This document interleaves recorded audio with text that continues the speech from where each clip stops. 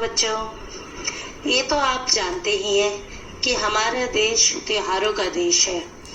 इसमें तरह तरह के धार्मिक राष्ट्रीय त्योहार बनाए जाते हैं और इन्हीं तरह के त्योहारों की सूची में निहित फसलों के त्योहार भी हैं, जो फसल के बोने, पकने, कटने व फसल की समृद्धि पर बनाए जाते हैं।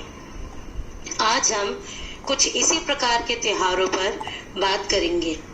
क्योंकि हमारा भारत कृषि प्रधान देश है, तो यहाँ फसलों के त्योहारों की बात तो सर्वप्रथम की जानी चाहिए। तो चलिए आपकी पुस्तक का पाठ 2 पढ़ते हैं। फसलों का त्योहार। फसलों के त्योहार। सारा दिन बोरसी के आगे बैठकर हाथ तापते हुए गुजर जाता है। कहाँ तो खिचड़ी के समय धूप में गर्माहट की शुरुआत होनी चाहिए और यहाँ हम सूरज के इंतजार में आस लगाए बैठे हुए हैं। पूरे 10 दिन हो गए, सूरज लापता है। आज सुबह तो रजाई से निकलने की हिम्मत नहीं हो रही थी। पढ़ाई देखिए, इन पंक्तियों में पढ़ते हैं हम क्या कहने चाह रहे हैं लेखक। सारा दिन बोरसी के आगे बैठकर, सारा दिन यानी पूरा दिन। बोरसी क्या होती है? एक मिट्टी का ऐसा बर्तन होता है जिसमें आग जलाई जाती है। मिट्टी का परात के प्रकार का एक बर्तन होता है, अंगीठी टाइप का, जिसमें आग जलाई जाती है और लोग ठंड के दिनों में उससे गर्माहट पाने के लिए उसमें हाथ तापते हैं। कहाँ तो खिचड़ी के समय धूप में गर्माहट की शुरुआत होनी चाहिए थी। खिचड़ी के समय क्या होता है? खिचड़ी कब खाई जाती है? कौन से त्योहार में खाई जाती है? हाँ जी, मकर संक्रांति के दिन। उस दिन खिचड़ी खाई जाती है, दही चिवड़ा खाया जाता है। तो खिचड़ी के समय यानी मकर संक्रांति का दिन। इस दिनों में धूप में गर्माहट की शुरुआत होनी चाहिए, यानी धीरे धीरे ठंड कम हो जानी चाहिए थी। और यहाँ हम सूरज के इंतजार में आस लगाए बैठे हुए हैं, किंतु उस दिन सूरज नहीं निकला, धूप नहीं निकली। पूरे 10 दिन हो गए, सूरज लापता है। केवल आज का दिन ही नहीं, पूरे 10 दिन हो गए थे, सूरज लापता था। लापता यानी सूरज नहीं निकल रहा था, धूप तेज नहीं हो रही थी, तेज धूप नहीं हो रही थी, सूरज तेज नहीं निकल रहा था। आज सुबह तो रजाई से निकलने की हिम्मत नहीं हो रही थी। आज सुबह इतनी ठंड थी कि रजाई से बाहर निकलना यानी बाहर निकलकर जागने की हिम्मत, बाहर निकल के काम करने की हिम्मत नहीं हो रही थी, यानी उस दिन बहुत ठंड थी। फिर देखिए, बाहर देखने से तो समय का अंदाजा बिल्कुल नहीं हो रहा, लेकिन घर में हो रही चहल पहल अब पता चल रही है। रह रह कर कानों में कभी चापाकल के चलने और पानी के गिरने की आवाज, तो कभी किसी की हाक लगाने की आवाज आ रही थी। जा भाग के देख, केरा के पत्ता आयल की ना। बाहर देखने से पता चला कि वैसे तो नहीं पता चल रहा था बाहर देखने से समय के अंदाजा का, क्योंकि सूरज नहीं निकला था, सूरज की तेज रोशनी, धूप नहीं निकली थी, सूरज का प्रकाश उतना नहीं चमक रहा था। लेकिन घर में हो रही चहल पहल से पता चल रहा था कि लोगों के चलने की आवाज थी, पानी के गिरने की आवाज थी, तो कभी किसी के आवाज लगाने की आवाज आ रही थी बाहर से। तो यानी इससे यह पता चल रहा था कि लोग उठ चुके हैं, सुबह हो गई है, सब लोग अपने काम करने लग गए हैं। और ये भाषा सुनिए, जा भाग के देख, केरा के पत्ता आयल की ना। तो जाओ बाहर भाग कर देखो कि केले के पत्ते आए कि नहीं। ठीक है, तो ये भाषा कहाँ की है? जा भाग कर देख, केरा के पत्ता आयल की ना। यह बिहार की भाषा है, बिहार की बोली की बात हो रही है। चलिए आगे देखिए। आज ही लोग के उठे के नहीं का, बोल जल्दी तैयार हो कस, अब तो उठने में ही भलाई है। आप देखिए इसमें क्या कहा जा रहा है, आज ये लोग उठे कि नहीं का, कि आज ये लोग उठेंगे कि नहीं। बोल जल्दी तैयार हो कस, उनको बोल, उसे बोल जल्दी उठकर तैयार हो जाए। फिर उसे लगा कि अब तो उठने में ही भलाई है। नहा धोकर हम सभी एक कमरे में इकट्ठा हुए। दादा और चाचा ने क्या सफेद चकाचक मांड लगी धोती और कुर्ता पहना हुआ है। खिचड़ी में ऐसन ठाठ हम पहले कब्बो ना देखनी, सारा देह कनकना देता, पापा ने कहा। शायद आज धोती में उन्हें ठंड कुछ ज्यादा लग रही है। सब नहा धोकर उठकर एक कमरे में इकट्ठा हो गए। दादा और चाचा ने क्या सफेद चकाचक मांड लगी धोती होती है, जो सफेद धोती पहनते हैं कुर्ते के नीचे, वो एकदम कड़क मांड लगाकर एकदम उसको कड़क बनाया जाता है। तो सफेद मांड वाली धोती पहनी थी और कुर्ता पहना हुआ था। और खिचड़ी में ऐसन ठाठ, मतलब खिचड़ी में यानी मकर संक्रांति के दिन इतनी ठंड पहले कभी नहीं देखी। आज तो देह कांप रहा है, देह कनकना देता, मतलब देह कांप रहा है ठंड की मारे, पापा ने कहा। शायद पापा को आज धोती में कुछ ठंड ज्यादा लग रही थी। सामने मचिया पर खादी की सफेद साड़ी पहने हुए दादी बैठी थी। आज दादी ने अपने बाल धोए हैं, झक सफेद सेमल की रुई जैसे हल्के फुल्के बाल। गौर से देखने पर भी एक काला बाल नजर नहीं आता, बिल्कुल धुली धुली सी लग रही है दादी। उनके सामने केले के कुछ पत्ते कतार में रखे हैं, जिस पर तिल, मिट्टा क्या होता है, गुड़, चावल आदि के छोटे छोटे ढेर पड़े हुए हैं।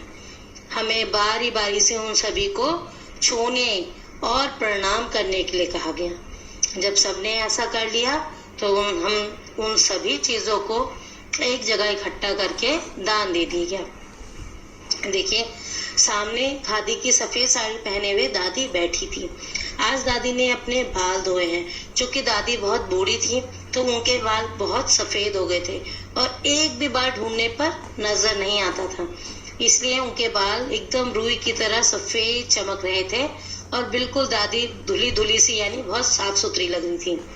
उनके सामने केले के कुछ पत्ते कतार में यानी पंक्ति में लाइन में रखे हुए थे, जिस पर तिल था, मिट्ठा किसे बोलते, गुड़ को, चावल आदि के छोटे छोटे ढेर रखे हुए थे।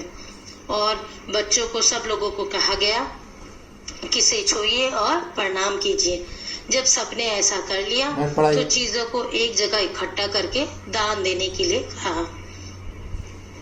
ये बेटा, मकर संक्रांति के दिन बिहार में रिवाज किया जाता है कि इन सारी चीजों को प्रणाम करके किसी गरीब को या पंडित को दान कर दिया जाता है। आज तो अपनी दीदियां बुरी फंसी। उन्हें ना तो चूड़ा दही ही पसंद है और ना ही खिचड़ी, पर आज तो फरमाइशी नाश्ता नहीं चलेगा, उन्हें दोनों ही चीजें खानी पड़ेंगी।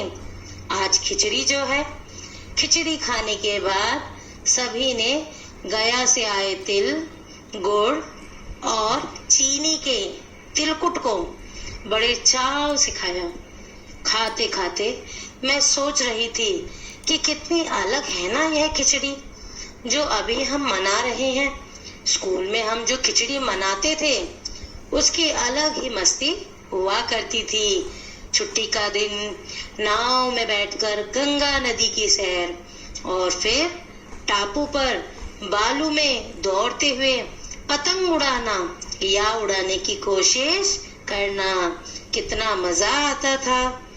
इधर हम पतंग उड़ाते थे और वहीं थोड़ी दूर पर गुरुजी, विमला दीदा, आनंद जी, झिलमिट भैया सब मिलकर ईंट से बने चूल्हे पर बड़े बड़े कढ़ाइयों में खिचड़ी बनाते थे।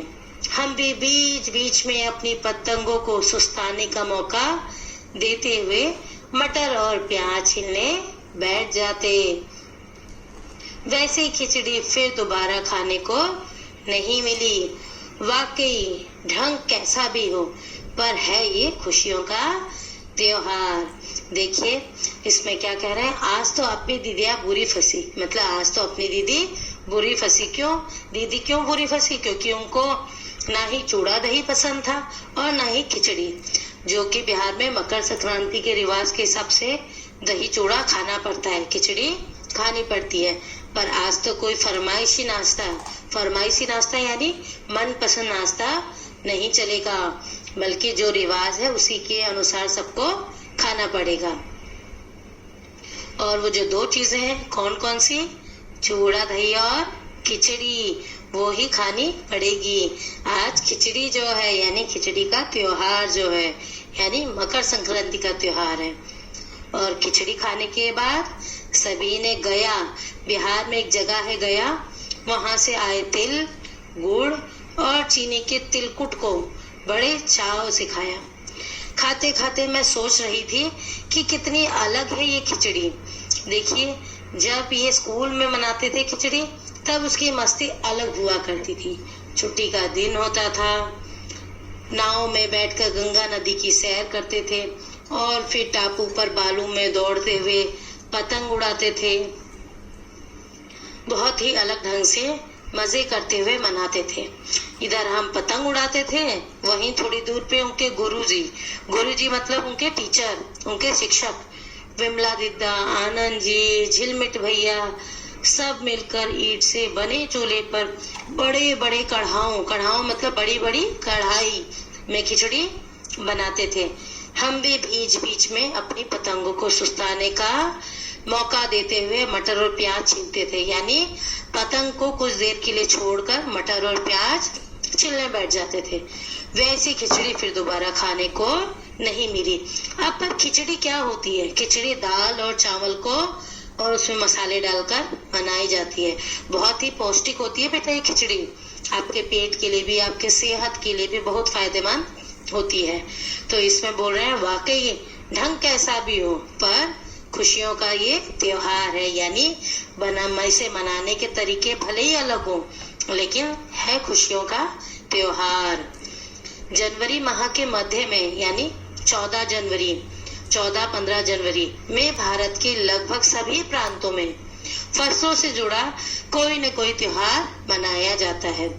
कोई फसलों के त्योहार हो जाने पर, तैयार हो जाने पर खुशी बांटता है, तो कुछ लोग इस उम्मीद में खुश होते हैं कि अब पाला कम होगा। पाला यानी अब कोहरा कम पड़ेगा, अब ओले धुंध, जब सर्दियों का मौसम होता है तो उसमें धुंध पड़ती है ना, सुबह के टाइम पे बहुत ज्यादा ओस पड़ती है तो उसे बोलते हैं पाला। सब लोग अपनी फसलों को लेके खुश होते हैं कि अब पाला कम होगा, यानी अब ओस कम पड़ेगी जिससे फसल खराब नहीं होगी। और सूरज की गर्मी बढ़ने से खेतों में खड़ी फसल तेजी से बढ़ेगी, यानी खूब अच्छी फसल होगी। सभी प्रांतों और इलाकों का अपना रंग और अपना ढंग नजर आता है। इस दिन सब लोग अच्छी पैदावार की उम्मीद और फसलों के घर में आने की खुशी का इजहार करते हैं।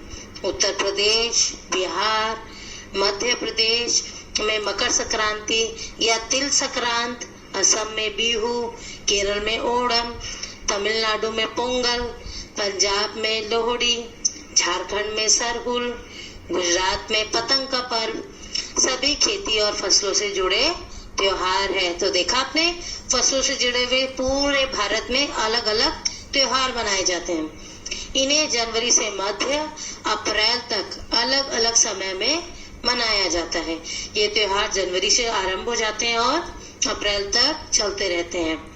झारखंड में सरहुल बड़े जोश और खरोश के साथ मनाया जाता है। झारखंड का कौन सा त्योहार है? सरहुल। 4 दिनों तक इसका जश्न चलता रहता है। 4 दिन तक इसका जश्न मनाते रहते हैं लोग। अलग अलग जनजातियां इसे अलग अलग समय में मनाती हैं। संथाल लोग फरवरी मार्च में, देखिए संथाल जाति फरवरी मार्च में, और राम लोग इसे मार्च अप्रैल में मनाते हैं। आदिवासी आमतौर पर प्रकृति की पूजा करते हैं क्योंकि उन्हें सब चीज प्रकृति से प्राप्त होती है, जिससे उनका भरण पोषण होता है, इसलिए वो प्रकृति की ही पूजा करते हैं, प्रकृति को ही अपना देवता देवी मानते हैं। सरहुल के दिन विशेष रूप से साल के पेड़ की पूजा की जाती है। साल बेटा एक पेड़ होता है जिससे हमें लकड़ी भी प्राप्त होती है, फूल भी आते हैं इसमें। यही समय है जब साल के पेड़ों में फूल आने लगते हैं और मौसम बहुत ही खुशनुमा हो जाता है। स्त्री पुरुष दोनों ही ढोल मंजीरे लेकर रात भर नाचते गाते हैं। ढोल मंजीरा मतलब एक ये वाद्य यंत्र होते हैं, ढोल हो गया, मंजीरा हो गया, इसको लेकर रात भर नाचते और गाते हैं, यानी इन्हें बजाते रहते हैं और नृत्य करते रहते हैं, गाना गाते रहते हैं। चारों ओर फैली हुई छोटी छोटी घाटियां, लंबे लंबे साल के वृक्षों का जंगल और वहीं आसपास बसे छोटे छोटे गांव, लिपे पुते करीने से बुहारे और सजाए गए अपने घरों के सामने लोग एक पंक्ति में कमर में बाहें डालकर नृत्य करते हैं।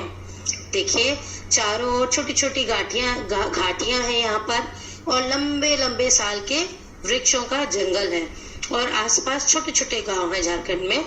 यहाँ पर लिपे पुते यानी सफेदी किए हुए घर और बुहारें और सजाएगी अपने घरों के सामने लोग एक लाइन बनाकर, पंक्ति बनाकर एक दूसरे की कमर में हाथ डालकर नृत्य करते हैं। ये इनके नृत्य करने का तरीका है। अगले दिन वे नृत्य करते हुए घर घर जाते हैं और फूलों के पौधे लगाते हैं। घर घर से चंदा मांगने की भी प्रथा है, पर चंदे में मालूम है क्या मांगते हैं?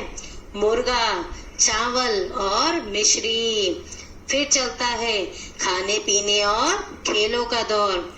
तीसरे दिन जाकर पूजा होती है, जिसके बाद लोग अपने कानों में सरई का फूल पहनते हैं। तो देखिए यहाँ पर जब ये लोग नृत्य करते हैं, अगले दिन फिर नृत्य करते करते सबके घर जाते हैं और फूलों के पौधे लगाते हैं। उनके घर में फूलों के पौधे लगाते हैं। देखिए प्रकृति से जोड़ने का बहुत अच्छा तरीका है, हरियाली फैलाने का बहुत अच्छा तरीका है कि हर जगह घर जाके पौधे लगाते हैं। तो हर किसी के घर में पौधों में वृद्धि होती है और घर घर से चंदा भी मांगते हैं। चंदा क्या होता है?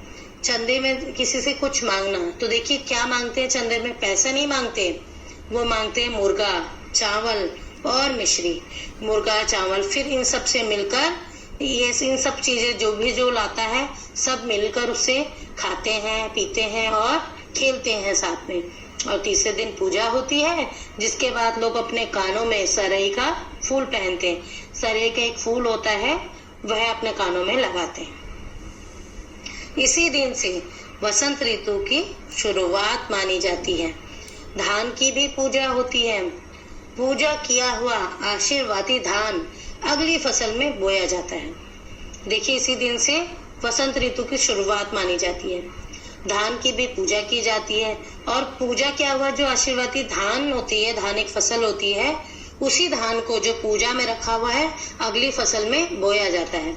इस तरह मान्यता है कि उसमें भगवान का आशीर्वाद होता है, जिसकी वजह से अगले साल फसल धान की बहुत अच्छी होगी, इसलिए उन्हें अगली फसल में बोते हैं उस धान को।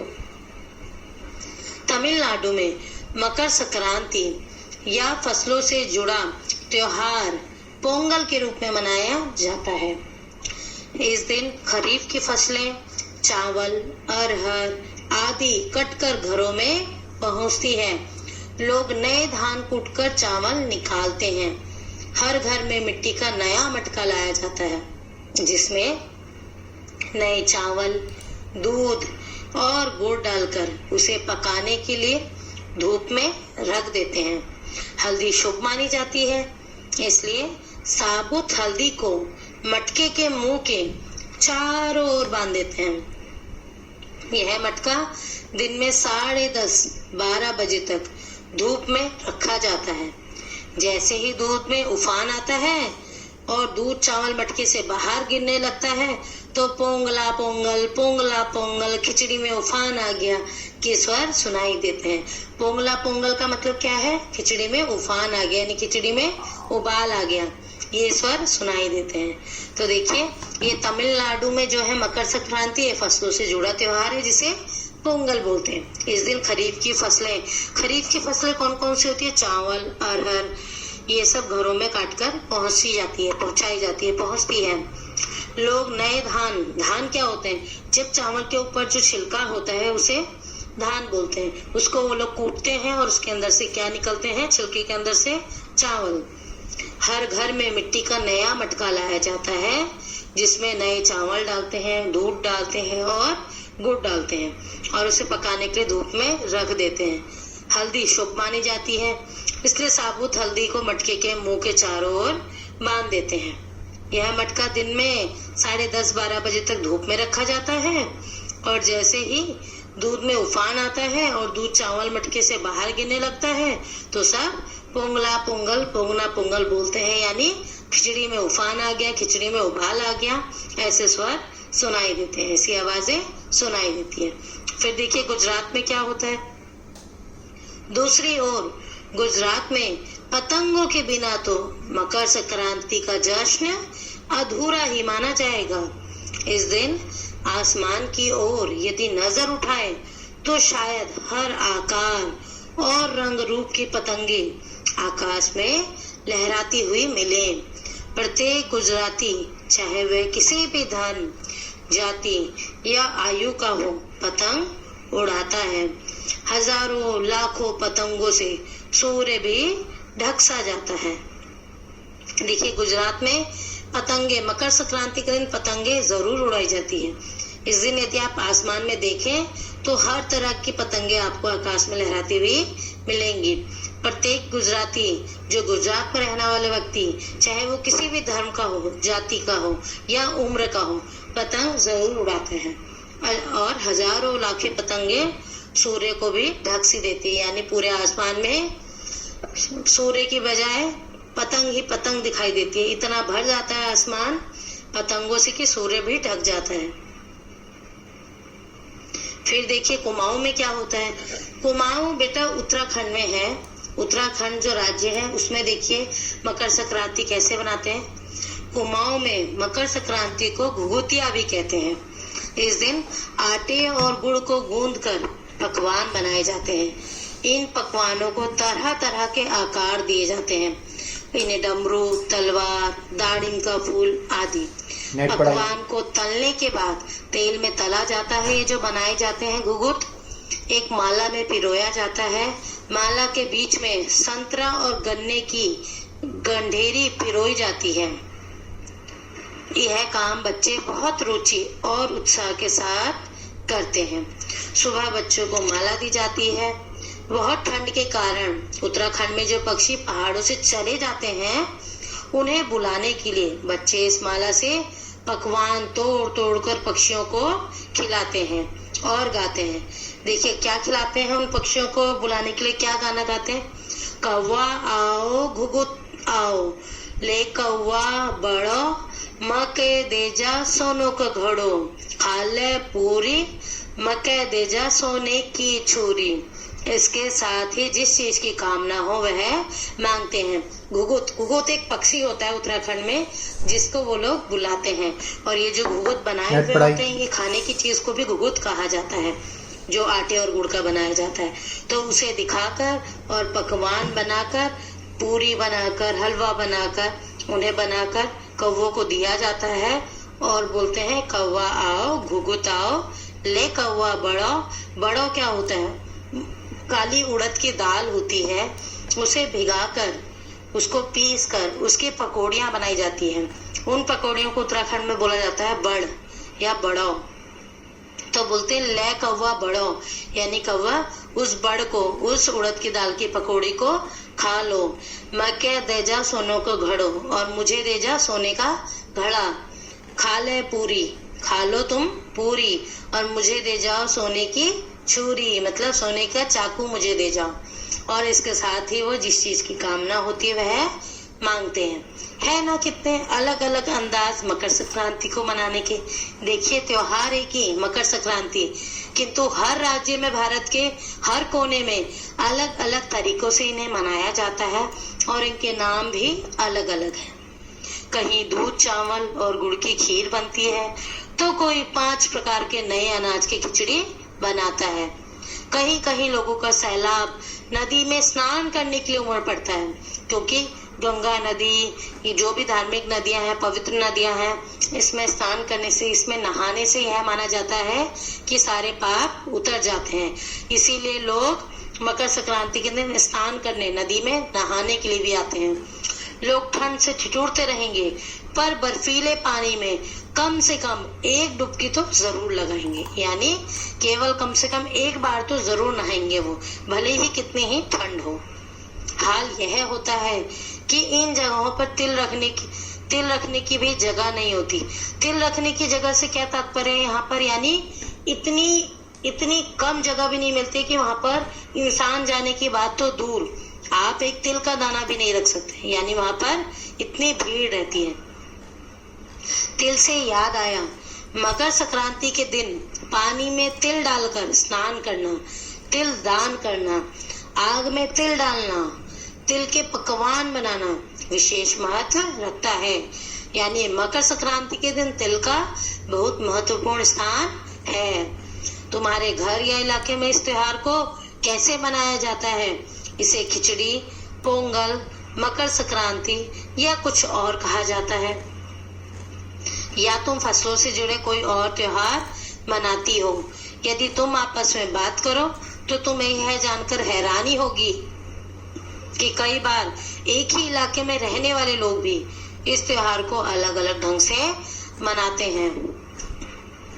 तो यह था हमारा पाठ। और उत्तराखंड में इसी प्रकार एक फसल का त्योहार हरेला भी मनाया जाता है, जो कि आपका जुलाई में मनाया जाता है। यह त्योहार भी फसल की समृद्धि हेतु मनाया जाता है। कुछ इसी प्रकार के त्योहारों में शामिल वंगाला, लोहड़ी, बैसाखी, बिहू, गुड़ी पड़वा आदि भी है।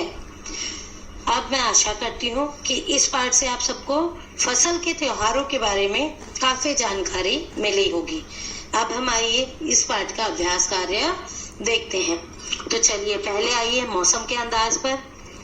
पहला, खिचड़ी में ऐसन जाड़ा हम पहले कब्बो ना देखनी। यहाँ तुम खिचड़ी से क्या मतलब निकाल रही हो? अब देखिए यहाँ पर ये एक वाक्य बोला था, खिचड़ी में ऐसा जाड़ा, यानी ऐसी ठंड हमने कभी नहीं देखी।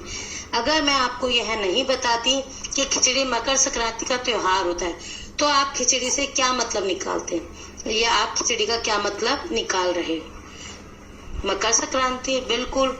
मकर संक्रांति के अलावा आप क्या और मतलब निकाल रहे हो इसका? ठीक है, चलिए बताइएगा। क्या कभी ऐसा हो सकता है कि सूरज बिल्कुल ही ना निकले? क्या ऐसा हो सकता है? अगर ऐसा हो गया तो लिखिए क्या होगा। अपने साथियों के साथ बातचीत करना, फिर लिखना। तीसरा प्रश्न देखिए, बाहर देखने से समय का अंदाजा क्यों नहीं हो पा रहा था? और जिनके पास घड़ी नहीं होती वे समय का अनुमान किस तरह से लगाते हैं? आजकल तो आपके पास देखिए मोबाइल है, आप उसमें समय देख लेते हो, घड़ी है हाथ पे पहनने वाली, उसमें देख लेते हो, घर में लगाने वाली दीवार खड़ी है, उसमें आप टाइम देख लेते हो। लेकिन जब ये सारी चीजें नहीं होती थी, मोबाइल, घड़ी, दीवार घड़ी, हाथ की घड़ी, तो लोग कैसे अनुमान लगाते होंगे? सोचिए और लिखिए। ये बिल्कुल सही, लोग मुर्गे की बांग सुबह 4 बजे अगर मुर्गा बांग देता था कुकड़ू को, तो समझ जाते थे सुबह हो गई। इसी प्रकार आपको सोचना है और लिखना है। फिर देखिए, तुम्हारी जुबान, यानी आपकी जुबान, आपकी भाषा में इन वाक्यों को किस तरह बोलेंगे। जैसे देखिए, आज ये लोग के उठे के नहीं का, आज इन लोगों को उठना नहीं है क्या? अगर आप पंजाबी हो तो पंजाबी में बताइए कैसे बोलेंगे। अगर आप उत्तराखंड के हो तो आप अपनी कुमाऊनी भाषा में, गढ़वाली भाषा में बताइए कि इसे कैसे बोलेंगे। खा देखिए, जा भाग के देख केरा के पत्ता आई कि ना, ये तो है आपकी बिहार की भाषा। आपको अपने राज्य की या अपने घर की भाषा इसमें लिखनी है। इस वाक्य को अपने घर की भाषा में लिखना है। ठीक है बेटा, चलिए आप देखिए, भारत तेरे रंग अनेक, यानी भारत एक देश है लेकिन यहाँ के रंग अनेक है। यहाँ इतने सारे त्योहार है, इतनी सारी विविधता है। देखिए, विविधता हमारे देश की पहचान है। विविधता मतलब यहाँ विभिन्नताएं, अलग अलग चीजें। फसलों के त्योहार हमारे देश के विविध रंग रूपों का एक उदाहरण है। नीचे विविधता के कुछ और उदाहरण दिए गए हैं। 5-5 बच्चों का समूह एक एक उदाहरण ले और उस पर जानकारी इकट्ठी करे। जानकारी चित्र, फोटोग्राफ, कहानी, कविता, सूचना परक सामग्री के रूप में हो सकती है। हर समूह इस जानकारी को कक्षा में प्रस्तुत करे। ठीक है, आपको भाषा, कपड़े, नया वर्ष, भोजन, लोक कला, लोक संगीत, किसी के बारे में आप बताइए। हर समूह ये जानकारी एकत्रित करे। ठीक है, चलिए अब दूसरे पे आते हैं। तुम्हें कौन सा त्योहार सबसे अच्छा लगता है? और क्यों? और इस दिन तुम्हारी दिनचर्या यानी आपका रूटीन, उस त्योहार के दिन आप क्या क्या करते हैं पूरे दिन भर, वो आपको बताना है कि आपकी दिनचर्या क्या रहती है। अब आते हैं हम अन्न के बारे में। अन्न क्या होता है? अनाज जो आप खाते हो। गेहूं खाते होंगे, चावल खाते होंगे, मंडवा खाते होंगे, मक्का खाते होंगे, ज्वार, बाजरा, है ना। इसी प्रकार हम बात करते हैं अन्न के बारे में। कब? फसल के त्योहार पर तिल का बहुत महत्व होता है। तिल का किन किन रूपों में इस्तेमाल किया जाता है पता करिए। तिल आपने देखा होगा, तिल के लड्डू खाए होंगे, तिल की बर्फी खाई होगी, तिल की चिक्की खाई होगी। चिक्की क्या होती है? गज्जक। और तिल का प्रयोग और किस लिए होता है खाने के अलावा? बिल्कुल सही, आप तिल का प्रयोग पूजा में भी करते हो। तिल के तेल का प्रयोग अपने शरीर पे लगाने के लिए भी करते हो। तिल का प्रयोग पूजा में भी करते हो। तो आप और तरीकों का पता करो और बताइए तिल का किन किन रूपों में इस्तेमाल किया जाता है। ठीक है, अब आते हैं ख पर। क्या तुम जानती हो कि तिल से तेल बनता है? और किन चीजों से तेल बनता है और कैसे? हो सके तो तेल की दुकान में जाकर पूछो। आपके वहां पर कोई तेल की दुकान होगी जहाँ पर तेल निकलता है। कोल्हू की दुकान भी बोलते हैं उनको कई बार। वहां पर किस किस चीजों का तेल बन रहा है आप देखिए। सरसों का तेल, गोले का तेल, तिल का तेल, है ना। तो ऐसे सोचिए और जाकर पूछिए और लिखिएगा। ठीक है, और कैसे बनता है ये भी बताइएगा। अब किसान और चीजों का सफर, कि कैसे किसान सारी चीजें इकट्ठी करता है, उगाता है, काटता है फसल और हम तक पहुंचाता है। तो इस सफर पे बात करते हैं। किसान और खेती बहुत से लोगों की जानी पहचानी दुनिया का हिस्सा नहीं है। जो शहरों में रहने वाले लोग हैं, ना ही वो किसान को जानते हैं और ना ही उनको खेती का तरीका मालूम है। उनको तो यहाँ तक नहीं मालूम कि कौन सी चीज का पौधा होता है, कौन सी चीज मिट्टी के अंदर होती है, कौन सी चीज मिट्टी से ऊपर होती है, किसका जड़ इस्तेमाल होती है, किसका तना इस्तेमाल होता है। तो और उनको कौन सी रबी की फसल होती है, कौन सी खरीफ की फसल होती है, कुछ मालूम नहीं होता है। विशेष रूप से शहर के ज्यादातर लोगों को यह एहसास नहीं है कि हमारी जिंदगी किस हद तक इनसे जुड़ी हुई है। देश के कई हिस्सों में आज किसानों को जिंदा रहने के लिए बहुत मेहनत और संघर्ष करना पड़ रहा है। अगर यह जानने की कोशिश करें कि हम दिन भर जो चीजें खाते हैं वे कहाँ से आती हैं, तो किसानों को हमारी जिंदगी में भूमिका को हम समझ पाएंगे। आलू की पकौड़ी, बर्फी और आइसक्रीम, इन 3 चीजों के बारे में नीचे दिए गए बिंदुओं को ध्यान में रखते हुए जानकारी इकट्ठी करो और मेरी कहानी के रूप में उसे लिखो। किन चीजों से बनती है? क्या क्या? आलू की पकौड़ी, बर्फी और आइसक्रीम। आलू की पकौड़ी किससे बनती है? आलू से।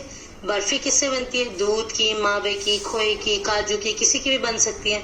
आइसक्रीम दूध की, है ना।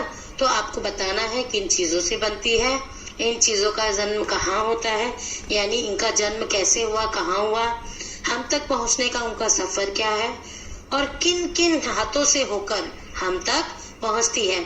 जैसे देखिए, आलू किसान बोता होगा, फिर उसे निकालता होगा, फिर उसे बेचता होगा बाजार में, मंडी में आता होगा, फिर बाजार में आता है, फिर बाजार से हम तक आता है। तो इस प्रकार आपको उनका सफर पता करना है और किन किन हाथों से होकर हम तक पहुंचती है।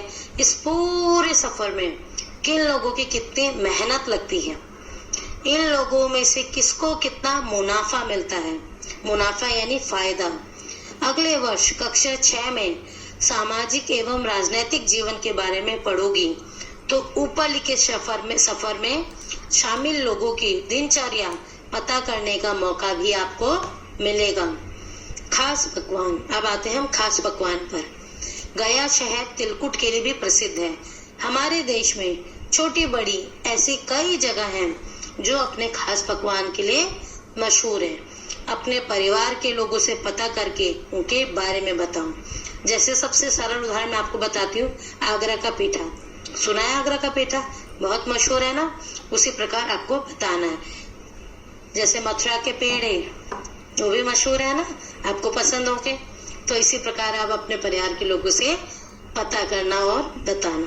फिर दूसरा प्रश्न देखिए, पिछले 2 वर्षों में तुमने काम वाले शब्दों के बारे में जाना। काम वाले शब्द कौन से होते हैं? क्रिया, बिल्कुल सही।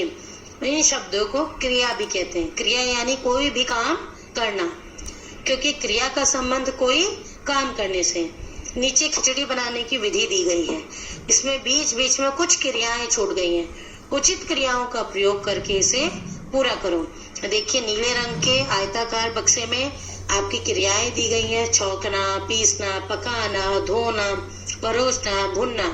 अब आपको बंगाली खिचड़ी बनानी है। खिचड़ी को बंगाली में खिचड़ी बोलते हैं। 5 व्यक्तियों के लिए बनानी है।